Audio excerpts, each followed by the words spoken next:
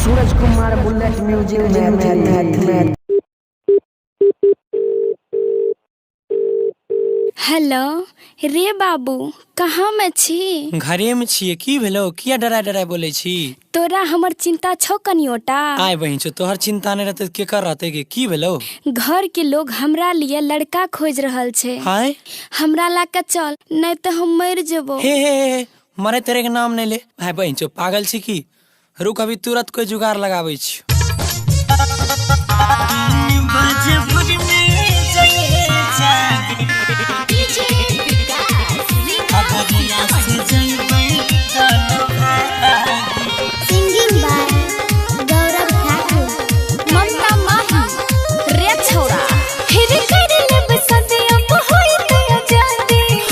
हम छे ने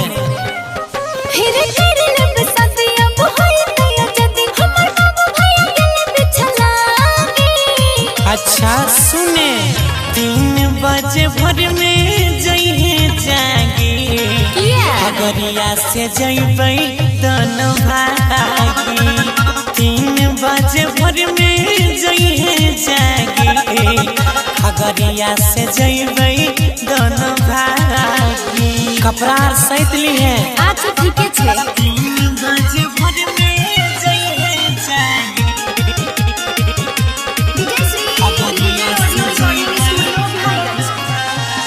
हमरा ऊपर घर में सब राख छै नजर रे। तोहरा से बात करे में लाग बड़ी डर रे। अच्छा अब तो सामने में रहो। हाँ सुने चिंता नहीं करे लभार के, हुए दे बन के करो खबर के। नहीं एना नहीं कर।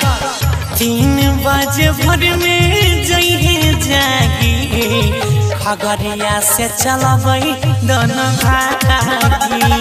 धरबै महानंदा पीछा लागी, खगड़िया से जइबै दोनों भागी। रिजर्वेशन करवा ले छिए। 3 बजे भोर में जइहे जागी, अब अकेला नहीं रहबो। भाग चल दोनों संग में जिंदगी बिताइबे। मोह माया छोड़ी अब घर बसइबे। हाँ वही कमेबै खैबै। संग में रहतो अरुण से अजैया के, लेके गौरव अइतो रुपैया के। शांति भवा। हाँ 3 बजे भोर में जइहे जागी, खगड़िया से जइबै दोनों। 3 बजे भोर में जइहे जागी, खगड़िया से जइबै दोनों भागी। ठीके छे, कपड़ा लत्ता सतै छियो। Recording by Ajay star Bihar.